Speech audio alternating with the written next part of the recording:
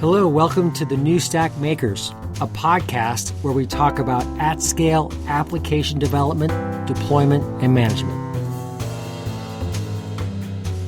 Datastax is the company behind the massively scalable, highly available, cloud-native NoSQL data platform built on Apache Cassandra.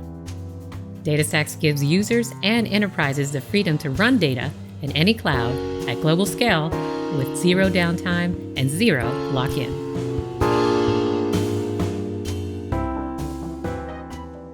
Hey everyone, another day with the New Stack, another podcast. Today, we are with Datastax, and Datastax is one of the sponsors of our new ebook on Kubernetes, the second edition. And joining us is Kathryn Erickson, part of the strategy and self-service team at Datastax. Hello, Kathryn. Hi, Alex. And Patrick McFadin, chief evangelist for Apache Cassandra and vice president of developer relations. Hey, Patrick. How you doing, Alex? Thanks for having us. I'm really excited to talk with you about Cassandra, about Datastax, about the new operator that you've developed, about Kubernetes overall, a customer journey. I think we'll have a lot to cover in our next 30 to 40 minutes. What I'm really interested in overall, though, is this time we're in really speaks to scaling out. I think it really speaks to how we're thinking about scaled out architectures. And there's an acceleration that we're seeing in the evolution of scaled out architectures. And what Datastax has provided is really the guide, so to speak, for Cassandra and allowing customers who are using Cassandra to think about how they can use data in a much different way across these distributed architectures. And Kubernetes really is the core these days for thinking about distributed architectures and how you use distributed architectures. So let's start with talking about the evolution of scale-out architectures over the last few decades. You know, how do we get to where we are today? What is your reflection about where we are today? Thinking back to, Patrick, perhaps early in your career when you were building out the first forms of scale-out architectures, and what were you dealing with at the time? And, you know, how has that changed? How do you see that change across the technology landscape? Yeah. So, I did go I was involved in that first .com mess in the late 90s and, when we had tens of users, but it was really, I think the real growth of what happened with internet applications happened in that 2000 to 2010, where that's when you saw the big companies like Google, Facebook, Twitter start to kind of emerge, and they all were trying to solve problems at every layer of the infrastructure. But that's when we saw things like NoSQL databases pop out. If you remember back then, it was just this amazing explosion. I mean, there was things like Tokyo Cabinet and React, and Cassandra came out during that time. Mongo came out during that time. I mean, it's just all those databases that grew from that. Hey, we have a scaled data problem, and this single relational database is not solving it. And I think that was the first time we really had to solve scale problems and use distributed technology to make it work. But as things progressed and evolved, the application tier is what was addressed next. And we went through a lot of iterations there. DevOps was all geared around that. We learned a lot about Chef and Ansible and Puppet and things like that. But eventually, I think that's where we saw that evolve into what is now Kubernetes. And Kubernetes has done a really good job of, okay, we need to make scale architectures in a distributed nature on our application tier. But, what's happened meanwhile with databases is that databases were a solved problem along that way. And so here we are in 2020, and I think this is a great opportunity. We're starting to see these things come together. So you're starting to see them come together, and we saw MongoDB in those early days. We saw the emergence of these need for scale-out architectures. We also saw the evolution of APIs and how the REST-based API became so important. And now we're seeing the evolution of APIs overall, and we're starting to see emergence of gRPC, and we're starting to see GraphQL come into vogue. So when you're thinking about where we've come from, Kathryn, what do you think Kubernetes needs next? What is it about Kubernetes right now that it really needs? And why should customers be thinking about the Cassandra architecture? But that, and why is it better suited compared to other databases out there? Sure. So I used to lead the technology partner team at Datastax. And when I was thinking through partners that would have a good fit, I would think about partners that were telling the same story. You know, for Kubernetes, that's cloud native. For Cassandra's future, that's cloud native. The same use cases, scale out, distributed applications, the same for both Cassandra and for Kubernetes. The same architecture. Is it really linearly scalable, distributed, hybrid ready technology? And when you start to see more commonalities between the technology, you start to see a lot stronger potential for partnerships. And so when you stand back and you really compare Kubernetes and Cassandra, you've got a technology that's telling the same story, serving the same use cases, serving the same users, and commonly found in the same environments. So ensuring that there's a long-term story for Cassandra and for Kubernetes is really important. And then if you look at version 1 of the New Stack book and the New Stack survey that comes out every year, what you see is that these cloud native developers, the first thing they want after easily built scalable apps is an easily built scalable backend. And now that we can supply that to those users, we have to make sure that they can interact with it in the way that they want. These developers don't want to learn to write CQL. They want GraphQL. They want REST-ready interfaces. They want to write the applications they want to write without thinking about the database. And that's what we have to do next, is make that experience really delightful for them. That's great. I'm curious then a little bit about then how that relates, Patrick, to the Apptier and its development, and how the Apptier has changed so much. We've gone from application architectures to almost component architectures in many ways. And those components then are pieced together in microservices. And so when you're thinking about, the Apptier, how do you think about the cloud native story then for Cassandra? How do you think about how it fits into this world of microservices, into these components, as we move into like the next abstraction beyond applications themselves? Well, I mean, of course, microservices is not a new concept. And I think, if anything, Kubernetes has just made it much more obvious and has evolved it into a whole new game. And so if you look at some of the early days of Cassandra, some of the talks that were given around Cassandra, like for instance at Netflix was a very early, strong supporter for Cassandra, but they also talked about how they link together the microservices with the distributed data. So if you think about this domain-driven design of when we build out applications and we build out components inside those applications with domain-driven design, that puts a really interesting, it changes your, not only how you build your infrastructure, but how you build your development teams. You see okay, so we have certain groups that are building microservice architectures around a domain problem, and they're sharing those with APIs. And a database like Cassandra really helps along with that because it's distributing the data in a way that is just kind of gets out of your way. If you need to have your data available around the world, this is the database to do it. You can do active infrastructure all day long. It's built to do that. If you need your data out on the edge, this is a database to do that. So we're seeing some of the most interesting use cases right now, like at Sky UK, where they're combining Kubernetes and Cassandra, how they're building out architectures that are spanning multiple clouds and on-prem. So when you talk about hybrid cloud, I think a lot of folks think it's a bit of a buzzword, But oh no, there's real companies making real money doing this because they have to.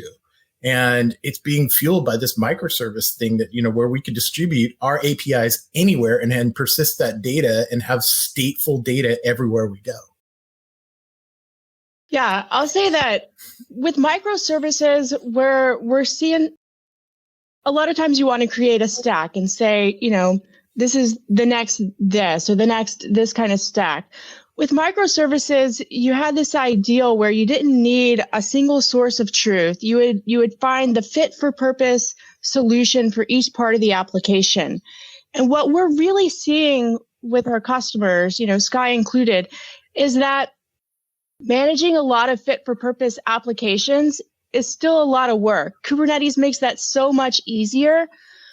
But as NoSQL evolves and matures, you can have what we often see as a key space per service or tables per service. So the single NoSQL system, Cassandra in this case, really serving a lot of those microservices and providing a simpler architecture with the same value. So when you're thinking about data and Kubernetes, what do you think is the cloud native story? Because data has historically been treated much differently than the actual, infrastructure itself. Boy, that's what is the future? I mean, it has to be what has happened with every bit of infrastructure is it has to become less of a thing you have to work through. I talk about where the progress in technologies when we have the ability to be more lazy, and databases are really not that lazy. You have to work hard at making databases work inside infrastructure. So the thing that's exciting for me is when databases become less of a cognitive burden for developers.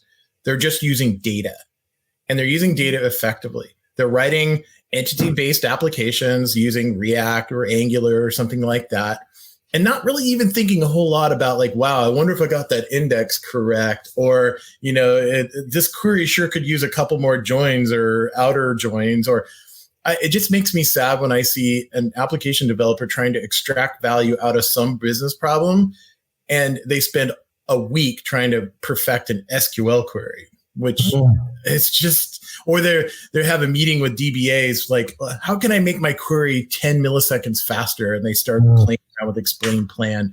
Those days need to be over. Maybe they need a different job. Yeah, exactly. I'm getting this impression from you both. And the impression is the developers just want to get their work done. It's something we hear a lot. And they want to just be able to not even think about the underlying infrastructure itself. But they also want to be able to explore and be able to look at how they can build architectures that allow them to develop really cool stuff. I mean, the acceleration, the use of GPUs has just been tremendous to watch, and how it's changed the way we think about just everyday things, objects and applications we use, and the built-in intelligence into them. So how do you give them that balance then? How do you give them that balance so they can still be able to build these next generation applications, but use the data in a way that allows them to really take things to the next beyond? This is a really exciting space, and it's really where a lot of our roadmap is focused. In different fields, you see this in storage. You see this with things like scaleout SANs coming into play, where you may want to build a high growth application or know that you're going to have an enormous amount of data, but you don't want to plan for that from day one. Or maybe you don't know how popular this application may become, but replatforming it in a year is definitely not something that you want to have to think about. So Cassandra has done a really great job of serving folks that know that they absolutely need scale and high transactional throughputs. But we haven't adequately served developers that want to future-proof proof for possible growth. So to do that, we need to do things like abstract the developer layers from the database. Things like schema migrations should be able to happen without impacting the developer. So, I mean that a developer can write really crappy code if they wanted to, and it can create a really crappy data model. And on the back end, we should be able to migrate and change that data model to something massively scalable without having any impact on the developer. And those are the really interesting things that we're working on and thinking about. Yeah, it's interesting. If you look at what's happening with the same companies that were doing interesting things when we were trying to scale out applications on the internet, what they're trying to do now is reduce the cognitive burden for their developers around data. That is a high priority. You look at Facebook, you look at Google, you look at Netflix, Apple. All these companies that's one of their singular focuses because they need better developer productivity. But to your point, it doesn't mean that developers are becoming really, like that they have this boring job. They just get to do new things and not have to worry about the old thing. And it's still an exciting place. It's the fastest growing field on the planet for a reason.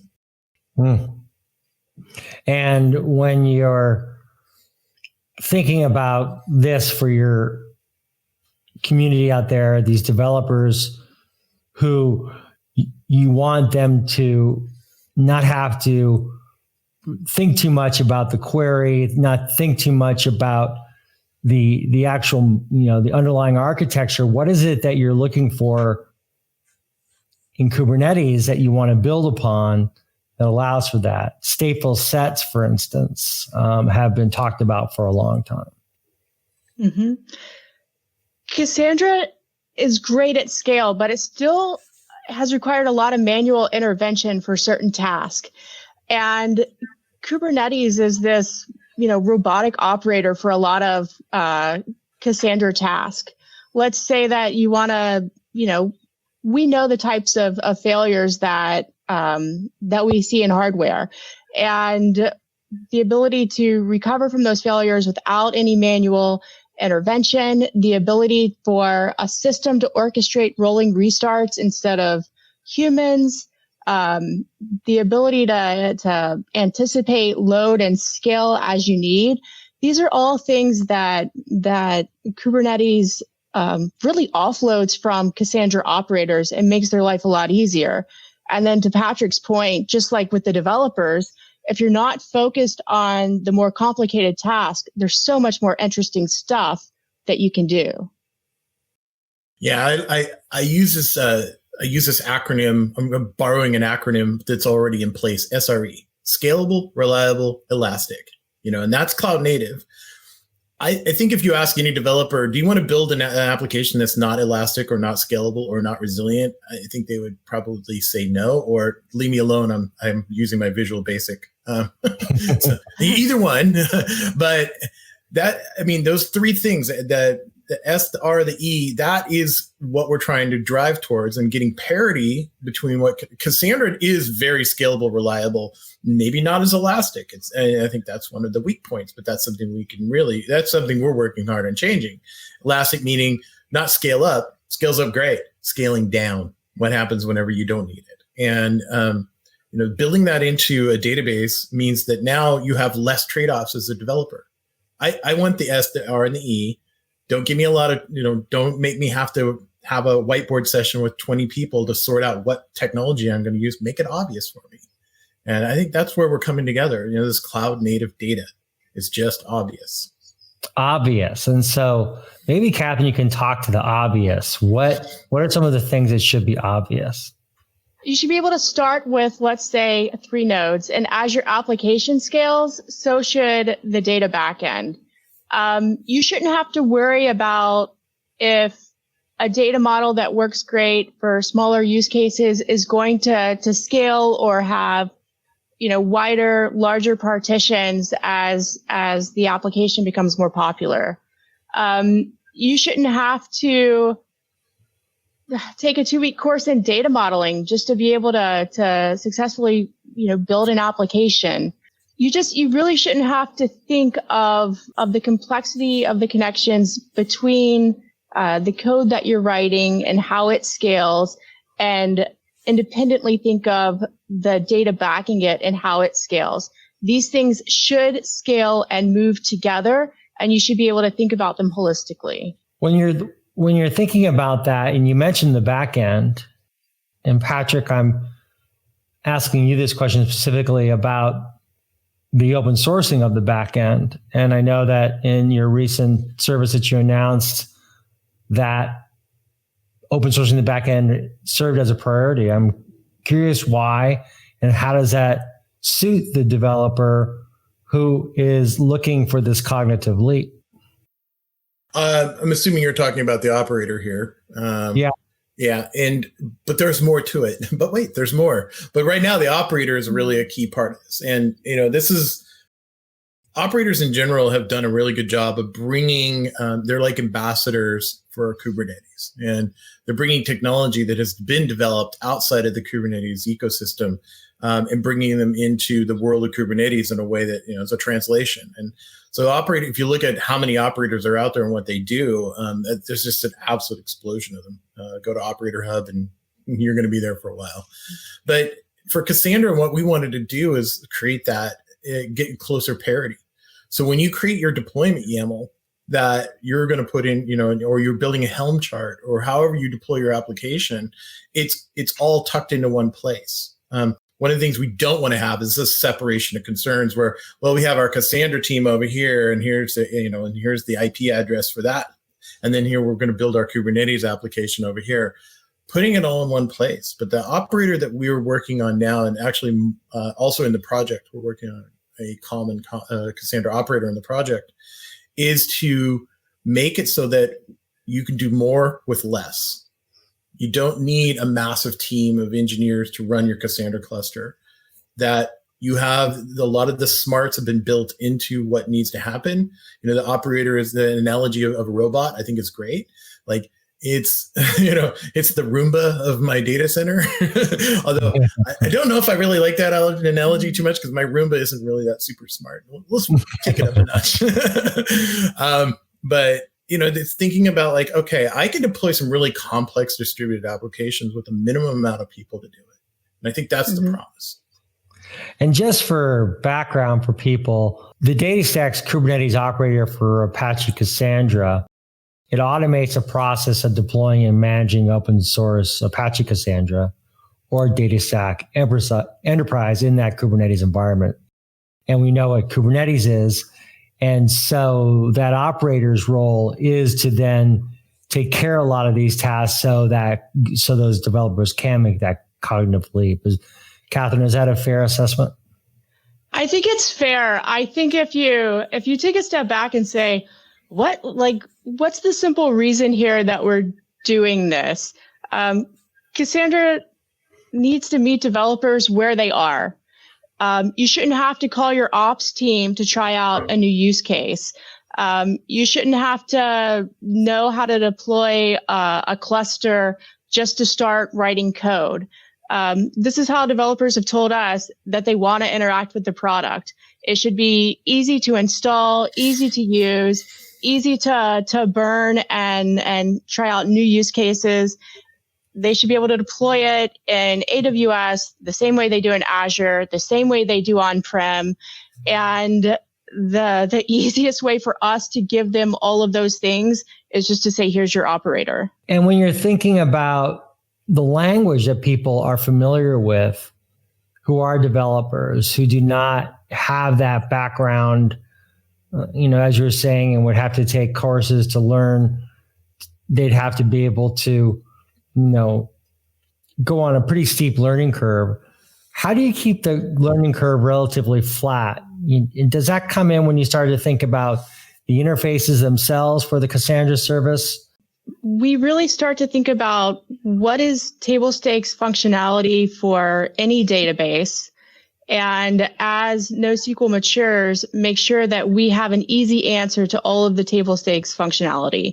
things like joins, materialized views, flexible indexes, things that you would expect from a relational and might be surprised the first time you work with NoSQL and things are more difficult than you expect. We are stepping through each one of these and just crushing them to provide just the delightful experience developers want from these, cloud native databases. So and that comes down to using things that they're familiar with. I would expect then GraphQL and REST. Of course. Sorry, I was a bit of a tangent of an answer with that question.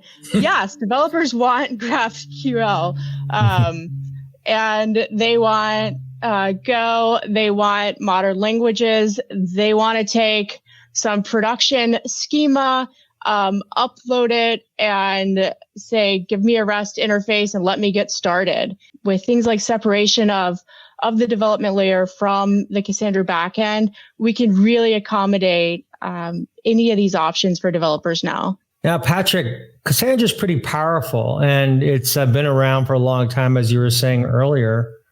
What do developers want in 2020 from Cassandra? And what do they want in general that intersects with what they're looking for from Cassandra? Well, all right. So we actually asked that question, and we got a pretty resounding answer. Cassandra is undisputed as one of the most powerful databases you can use. It's running the biggest workloads on the internet, period. The issue that most developers have had with Cassandra is it's difficult to learn how to use it. You cannot start your journey with Cassandra and expect to have that be productive in a day. And that's just been how it worked. Now, what we can expect from 2020 is, along what Kat was saying, is like we want to reduce the amount of burden on a developer so they can have access to all that power. It is a very powerful distributed database. It gives you tons of options in that regard. It scales like no other database. It will run any workload you can think of and run it really well at low latency.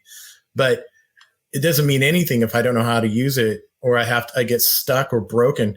Unfortunately, one of the things, like for instance, data model, you probably will fail on your first data model. Well, we could fix that. We can make that different. Using a driver to connect to the database. Well, maybe I don't want to use a driver. I just want to use an HTTP API. And then when it gets down to just being able to manage like where we're headed with Cassandra, and this is an open source. This isn't just Datastax Enterprise. This is the Apache Cassandra project. Putting more options in front of developers that make it easier for them, like joins, and that you don't have to really worry about it. My ultimate dream for someone using Cassandra in the 2020s is that day zero, they are productive. The first day with your first day with Cassandra is just as productive as any other day. And we're going to make that happen. We have some really focused engineers, and the project is really juiced up right now. I think we're going to see this happen. What about the community? What about the Cassandra operator for, on Datastax is relatively new. Mm-hmm. And the community, I know commits are always slow and starting to come in, and sometimes projects take off in ways you don't expect. Who is the community? Who are the people that you're looking for? What kind of expertise do they have? I think that we're seeing a resurgence of interest from the community in Cassandra. I think as Cassandra moves to being more cloud native or fully cloud native, we're really being embraced by the Kubernetes community and seeing a lot of interest from different groups. We really stick to our kind of underlying principle that to go far, we must go together. There are enterprises like Orange and others that have also built operators, and we really have to, work together and make sure that we're moving Cassandra forward as a community, which we are one participant of. It's interesting.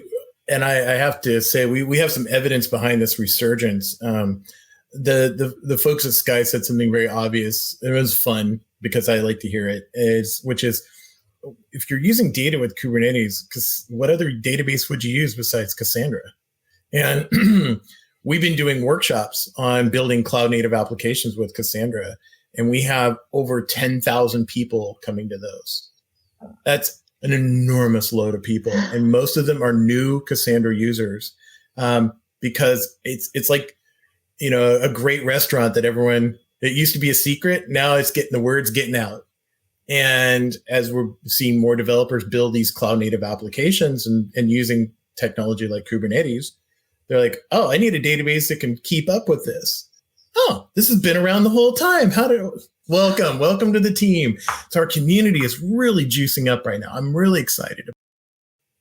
How are you diversifying the community? How are you making sure that it is inclusive? I mean, a big part of what makes an application really effective is in actually the work that's done in the development to make sure that the architecture is correct, to make sure that the developer experience is right on.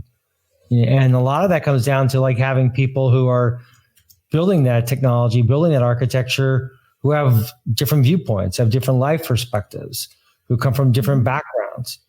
The Cassandra community is not diverse enough right now. And we and every other tech company should just be trying things, accepting that some of the things that we try may not work, might fail. We're encouraging those in the community to really use their voice, share your opinion. We are encouraging contributions that aren't limited to code, evangelism, learning. We have friends in the consulting space that are now managing a Cassandra website, posting jobs, posting blogs, really supporting the community. Internally, we're trying a thing. I think we're going to call it Jumpstart. We're going to offer mentors. The program is specifically for women, people of color, and really any underrepresented group. Learning Cassandra, like Patrick said, can be intimidating. Let us help you. We may not get these things right, but we will start trying a lot of new stuff, and we're just going to keep going. Fix the things we get wrong, and fix this. Great. When you look at Cassandra and Datastax, and I'm glad you're very upfront about that, Kathryn, about the diversity aspect of things and how everyone needs to do better, and I totally agree with that. But when you're thinking about Cassandra and Datastax, and you're thinking about the limitations that it has, what are some of the top 3 limitations that you see? I mean, it really is really new in many ways, the operator model, and in particular. Sure. And what is it that, it lacks right now? I know that, it doesn't support all the cloud services, for example. You need to be using some of the latest releases for Datastax to be able to use the operator. What are those? What are those? What I'm trying to get to is like understanding the constraints that you're facing and how you're working within those constraints to build this service and build this these capabilities that you've been talking about in this show. Yeah, I really wish that Kubernetes and Cassandra were kind of born at the same time. There are so many things that we've orchestrated within Cassandra that could have easily been orchestrated with Kubernetes. And some of those things like backups within our enterprise product really might fit better as a sidecar or separate process within the cloud native environment. So breaking some of those things out and apart and giving more control to the users, things like that also invite more contributions from the community. There are open source backup solutions, there are open source management APIs, and providing a more pluggable interfaces will invite more contributions. So that's a big one for me, Patrick. I mentioned it earlier, but I think this is such a big deal. Scale down. It's really a hard thing to do. It's certainly doable with Cassandra, but I think it's not a problem we've solved. And Kubernetes has made this more obvious now than ever. If you do a kubectl and scale down, you've got the operator has to do a lot of extra work to make it work, and it may not work correctly in the first place. There's a lot of gotchas. I think this is a huge area of opportunity where we could do a lot better. Mainly because I think there's a lot of workloads that are ephemeral. You need it for an hour or two, and then you should be able to not have to pay for it just sitting there waiting. The largest workloads are like that. I think that's a big one as well. Yeah. With the operator, each thing that we add into the operator reduces a headache for our human operators. And the things that aren't there for our enterprise product, like support for our advanced workloads, the search, analytics, and graph, those are still the biggest headaches for our real operators. And so those are the harder things to orchestrate, and those are the harder things to manage in production systems. And so those are the things that we're working through and adding into the operator pretty quickly. I think another one too, which is, I think every database's challenge is storage options, and how many different options we do have. Right now, you have very little, but that's one of the, I think a really interesting priority of the project is building in these pluggable storage architectures. So we can use a variety, because if you deploy into a cloud environment on-prem, but in a cloud native means, okay, we have options, and we have, it's compute and storage. What if you could have infinite compute and storage? Well, we're really good at consuming the compute. What about the storage? And Kat mentioned really interesting advancements in storage right now in the cloud native space with like distributed SANs and things like that. But also like the type of storage engine for your data and giving you more options there. Facebook is really, well, Instagram is one of the famous Cassandra users, but they use RocksDB as a storage engine. And they call it Roxandra. Well, why? Because it's really good for the type of data that Instagram needs to store, and it's optimized better. So, they went down that path because they have the engineering know-how. We're trying to pull that into the project now and make that a part of, when you're deploying it on Kubernetes, you should be able to define not only the middle layer, like how you want to access your data through GraphQL, some other HTTP API through Ingress, but also the storage option underneath. How do I want to store my data? So let's conclude by talking about the approach you've taken with operators and how you expect the approach to evolve and what that reflects on Datastax and Cassandra and Kubernetes in particular. Sure, I'll take it and then throw it to Patrick to close. With Astra, that's our cloud native Cassandra service. We really want folks to have the same experience using an as a service that they can eventually have with their on-prem options to offer. If you're a bank managing Cassandra applications throughout the organization, you should be able to very easily offer your Cassandra consumers internally SLAs and very specific expectations.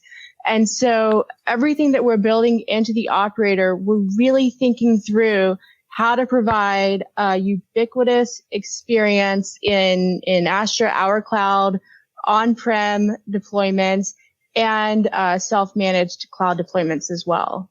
Yeah, and in addition to that, I would say that we also want to see this place where developers are working with a database or with our database and Cassandra or Datastax Enterprise, and it can start on their laptop and end in the largest cloud or in their own data center with almost no changes to their application as they go along. And an operator and making the correct changes, it should all live in one spot. So if I'm doing a simple deployment using Minikube on my laptop, and then I deploy it in EKS or in GKS, then everything should work just fine. I don't have to go back and re-architect anything.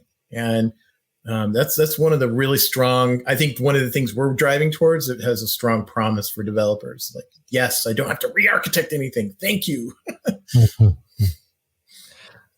We'll end on that note. No re-architecting. I like that. Probably a lot of people are like smiling right now as they're hearing that as well. Technical debt is terrible. Yeah. We all have it. And so we all can relate. Thank you both so much for joining us today. Kathryn Erickson, part of the strategy and self-service team at Datastax. Kathryn, thanks for joining us. Thank you. And Patrick McFadin, Chief Evangelist for Apache Cassandra and Vice President of Developer Relations. Patrick, we really enjoyed the conversation. Thanks again, Alex, for having us. Listen to more episodes of the New Stack Makers at thenewstack.io/podcast. Please rate and review us on iTunes, like us on YouTube, and follow us on SoundCloud. Thanks for listening, and see you next time.